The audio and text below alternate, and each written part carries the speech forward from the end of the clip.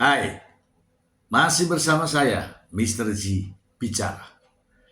Tentu saja bicara tentang kebenaran berdasarkan fakta, data, dan realita.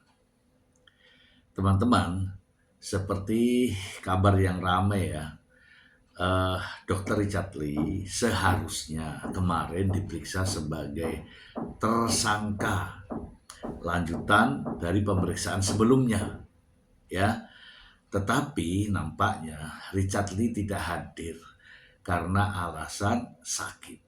Nah ini teman-teman, justru menimbulkan begitu banyak pertanyaan. Soalnya apa? Ketika hari H baru ada pemberitahuan.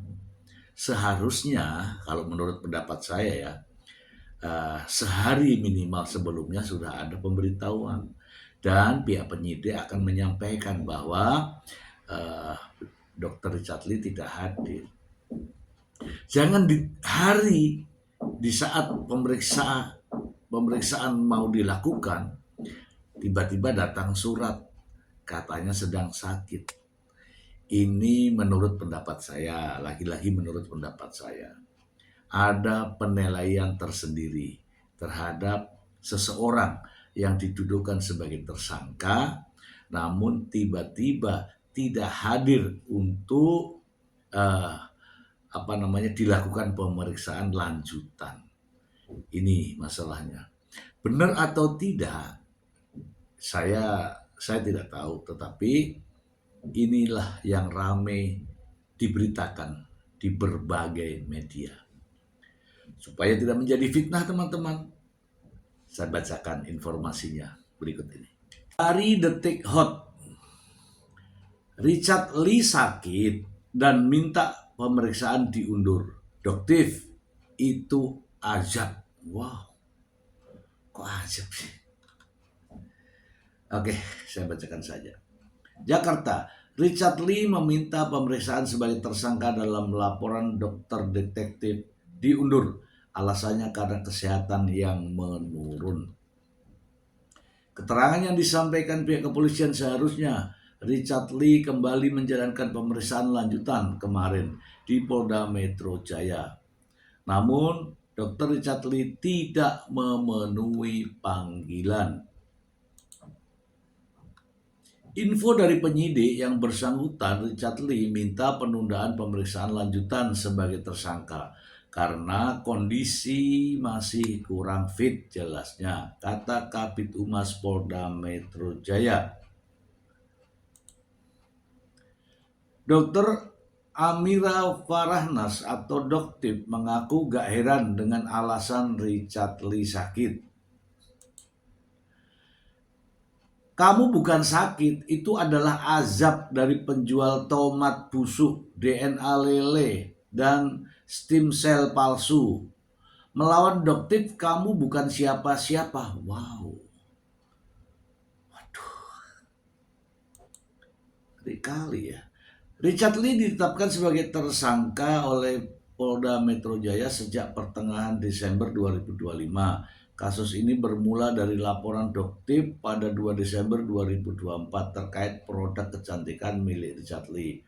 Produk-produk tersebut diduga tidak memenuhi standar sterilisasi dan kualitas yang seharusnya, tapi dipasarkan secara luas kepada konsumen. Richard Lee dijerat dengan pasal 435 junto pasal 138 ayat 2 Undang-Undang Nomor 17 Tahun 2023 tentang kesehatan serta Undang-Undang Perlindungan Konsumen dengan ancaman hukuman maksimal 12 tahun penjara. Keterangan ini disampaikan oleh pihak kepolisian. Seharusnya Richard Lee kembali menjalankan pemeriksaan lanjutan kemarin di Polda Metro Jaya. Namun Richard Lee tidak memenuhinya. Info dari penyidik yang bersangkutan minta penundaan pemeriksaan lanjutan sebagai tersangka karena kondisinya masih kurang fit. Oke. Kita bahas ya teman. Aduh, kita bahas ini yang menjadi sorotan justru ucapan dari orang lain. Kita bahas. Nah teman-teman, memang ya keadaan seseorang tidak bisa duga ya, tidak bisa diduga. Tiba-tiba sakit, nggak enak badan dan seterusnya. Saya pribadi menyarankan kalau mendadak begitu ada apa ya, pemikiran orang itu jadi negatif, ya nggak? Pas jadwalnya mau diperiksa, tiba-tiba ada pemberitahuan sakit. Seharusnya sehari sebelumnya, kalau memang tidak bisa hadir, sehari sebelumnya itu disampaikan agar penyidik juga nggak kecewa gitu loh. Dan penyidik akan menyampaikan kepada publik bahwa yang bersangkutan kemarin sudah memberitahukan bahwa sakit, kan begitu. Jadi ini kan jadinya menimbulkan penasaran orang dan menyimpulkan sendiri-sendiri. Salah satu contoh ini Dokter Samira, dia menyebut bahwa itu azab, nah, gitu kan, itu azab. Bahkan ada kalimat lagi, baru dipanggil pemeriksaan sudah sakit, kan begitu. Baru melawan Dokter Samira, Richard, kamu bukan siapa-siapa. Intinya begini, menimbulkan kecurigaan.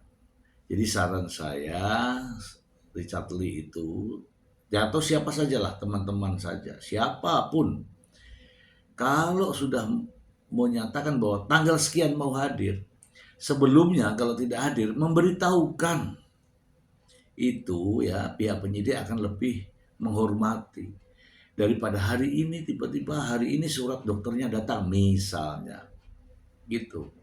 Ya, nanti diberikan predikat tidak kooperatif kalau seperti ini. Kalau tidak kooperatif, maka tentu saja penyidik juga punya kewenangan.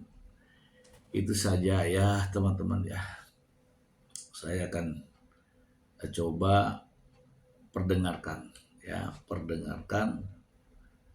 konferensi pers berikut ini.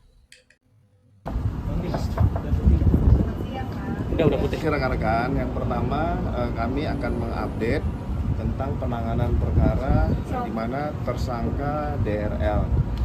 Dari pemeriksaan tanggal 7 Januari 2026, pemeriksaan di-cut dengan alasan kemanusiaan, kondisi tersangka juga dalam kondisi kurang fit setelah pemeriksaan sampai dengan larut, sehingga ada kesepakatan untuk memenuhi pemeriksaan lanjutan di hari Senin 19 Januari 2026, itu tepatnya pada hari ini.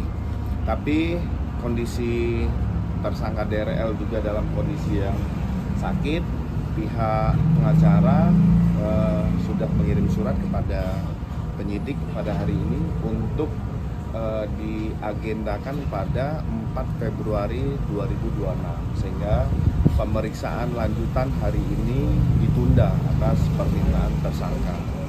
Nanti kami akan update pada rekan-rekan kembali apakah dalam perjalanan waktu menjelang 4 Februari mungkin ada update dari terlapor bisa dalam kondisi yang fit. Mari kita sama-samakan yang bersangkutan juga agar diberikan kesembuhannya.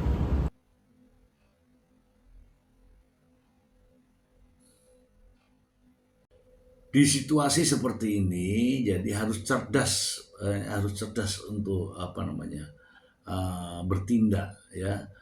Bukan tiba masa tiba akal tuh nggak boleh ya.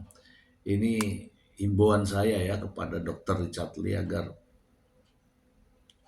lebih profesional. Coba lihat ya, pernyataan polisi ini kan kesannya mendadak. Penyidik sudah menunggu, sudah mempersiapkan untuk diperiksa, tiba-tiba ada berita seperti itu. Jadi kesannya tidak bagus, ya itu menurut saya. Jadi saya juga pernah juga bertugas di tempat itu ketika sudah siap-siap untuk memeriksa, tapi yang diperiksa tiba-tiba nih memberitahukan bahwa tidak ada. Itu penyebab. Jadi ada kekecewaan di situ. Ya, tapi itu terserah saja ya. Itu itu urusannya mereka, tetapi inilah pandangan saya ya, pandangan saya. Sebaiknya kalau sudah ada niat untuk tidak hadir, ya jangan mendadak. Beritahukan sehari sebelumnya minimal. Supaya apa? Supaya tidak menimbulkan kegaduhan, terutama kekecewaan daripada penyidik. Ya meskipun polisi pastilah mengatakan bahwa ya masih sesuai dengan prosedur, tetapi di dalam hati penyidik itu juga ada perasaan. Itu saja dari saya. Semoga informasi ini bermanfaat. Terima kasih. Bye.